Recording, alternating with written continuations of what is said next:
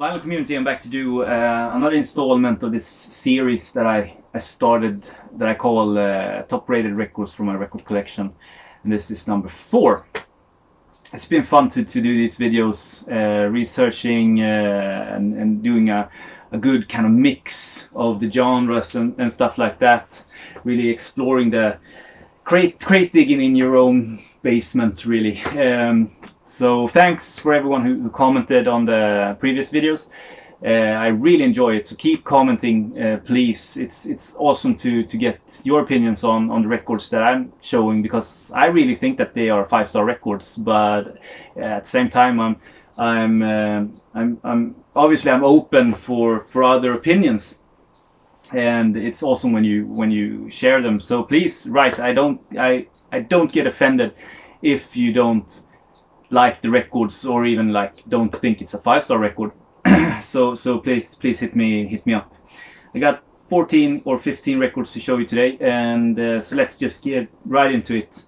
If you don't know what I'm talking about with this series, please go back and watch number 1 or 2, where I tell you about how I sort them out and why I'm showing them and stuff like that. So starting with a bang, this is a BC classic.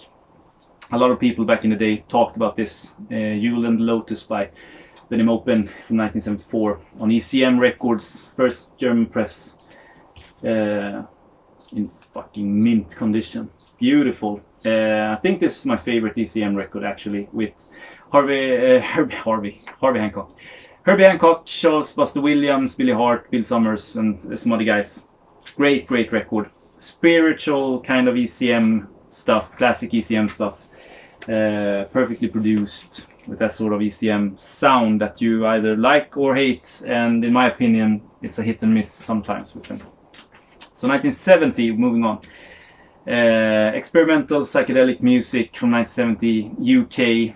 Not for everyone, but this is a 5-star record to me. This is a kind of Eastern influenced raga psychedelic experimental folk record. Third year band, 1970, debut record. Very weird in a good way, and I know a lot of people don't agree with me on this one, but I love it. It's a 5-star record all day through. You just drop the needle on the first track and let it just flow all over you. Great record. If you haven't heard it, check it out. Classic in the psychedelic kind of genre. And also 1970, the debut by these guys, and in the last video I talked about Nilsson's Smilson and the song that he did on that one called Without You, and this is the original. It was here everything began, and a very interesting band to read about, also very tragic. Badfinger, and in this case no dice there. Debut record, produced by Geoff Emerick on the Apple label. And Straight Up, which is the third record by them, is almost equally as good, and that was produced by Todd Rundgren and George Harrison. So kind of alumni of Beatles, the same sort of power pop sound.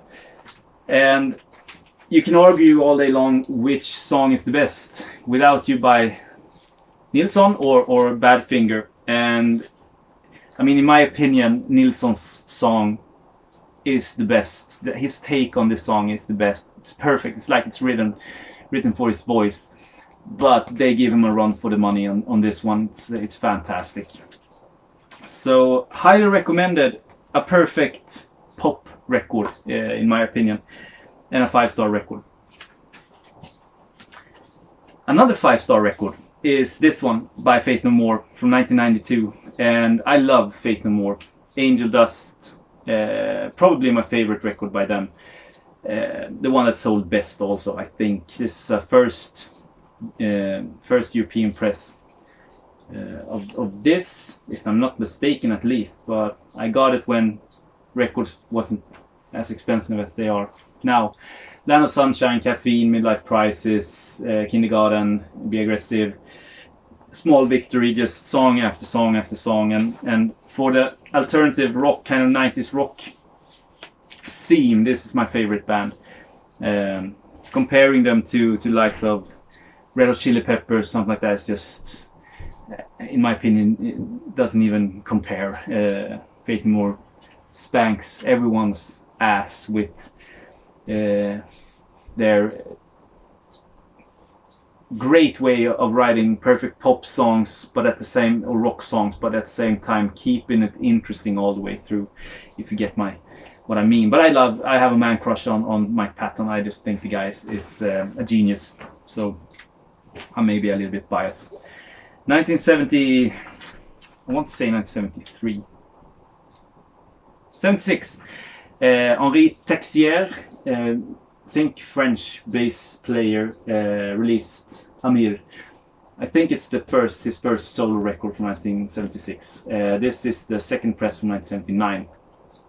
And this was actually re-released and reissued late last year. But I think that they are on its way to be out of print. Some stores maybe have the reissues of that, so jump on them. I haven't jumped on Veresh, I think it's called, his second one, which is equally as good. And don't be afraid of, if you don't know about this record, if you haven't heard it, check it out. And don't be afraid of him being a basic bassist and just doing almost like a solo bass record. I have Dave Holland's solo bass record on ECM, and that's almost unlistenable to me. I can't listen to 40 music of bass noodling. This is as far as you can go from that. He has a very innovative way of using his bass to create very interesting kind of soundscapes, and he uses his voice in an almost chanting way mixed with the bass sound. It's just from another world. Very hard to describe. Check it out. I mean, you won't be disappointed. I'm pretty sure. You won't be disappointed. 5-star record. Now this, I was so close not including this because it's not a 5-star record. It's a 4.5-star record. But I have graded it as 5-star record because, and I think I remember when I got it and I graded it, I thought it was unfair to put it in that sort of 4-star kind of pile, if you know what I mean. So I graded it 5 stars, and I'm going to show it. This was recorded in 1971, and it was a jam record. If I did my research correct now, it was a jam record, and the artist wasn't at all satisfied with the sort of way. I don't think that it even was considered to be on a record, really. But 1981, they released it without him knowing it, and he hates it and doesn't think it's good at all. But we are very fortunate that it was released. The Dragon by Vangelis from 1971. So this is right after really Aphrodite's Child did 666, and it has that sort of feels and sounds more of a Aphrodite's Child record than a Vangelis record. There's 2 Vangelis records that I hail as 5-star records. Can't remember what the other one is called. Earth, yeah, with Hemåt. This is a fantastic record. Fantastic record. It's cheap, it's easy to find, just get it. And it's jammy, as I said, not really songs per se, but more just jams. And they go out and do this sort of Greek world psych prog music. Yeah, check it out. I always show Swedish music, and this time it's no exception.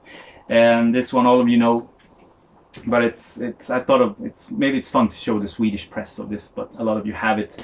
This is Lord of the Rings, or Sagan Ringen by Hansson. And a lot of you know about this, but this is the Swedish press. Actually, it's the second Swedish press on Silence. And how do you know if it's a first or a second press? Yeah, it's like this. If you have the first press, Silence down here is in much bigger letters, and you don't have some distribution at all. It doesn't exist on the first press. And I had a first press, but I sent it to Chris Cole as a VCLT back in the day. And when I sent back in the day, you could find these in flea markets for like a buck or maybe $5, because it's a lot of people bought this back in the day. Nowadays it's a little bit more expensive, especially the first press, maybe a $40-50 record nowadays. But you could get the first press for like $5, under $10 at least, definitely under $10 at least. So I thought that I could acquire a new first press, but this sounded just as good, and I'm happy to send the record to Chris. I know he enjoys it. A 5-star record. It's perfect. One of the high points in Swedish psychedelic and progressive music, in my opinion, and in a lot of people's opinion. It's a popular record. Charisma bought rights for it and released it in England for the English market, and it actually came crashing down. So Silence Records and Hansson didn't get a cent of the royalties for the Charisma release. There was a documentary done by about Hansson not many moons ago, and they tell the story there. 1977, one of the best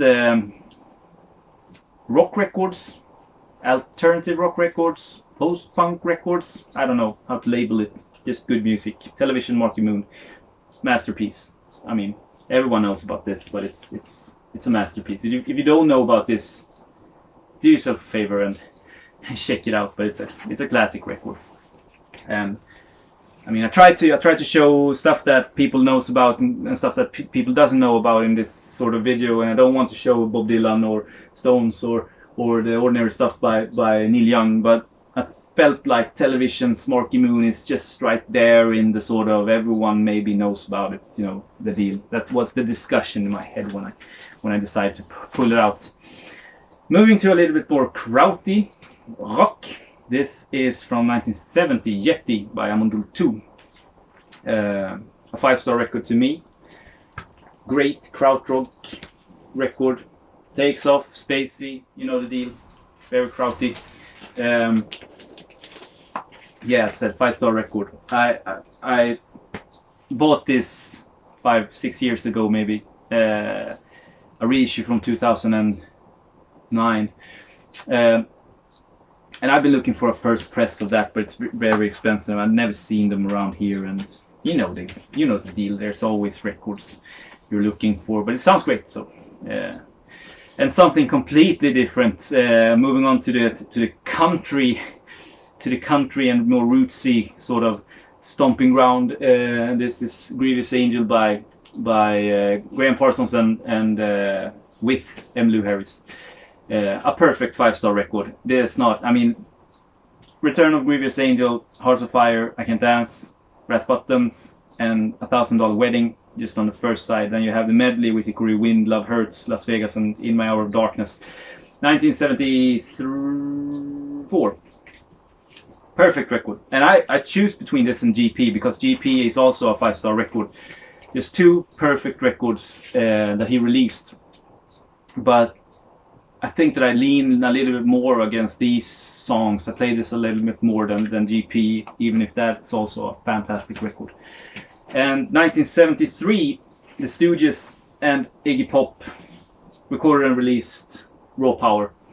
And that's just exactly what it is. It's just raw power. It's highly energetic, perfect sort of punk, New York punk record.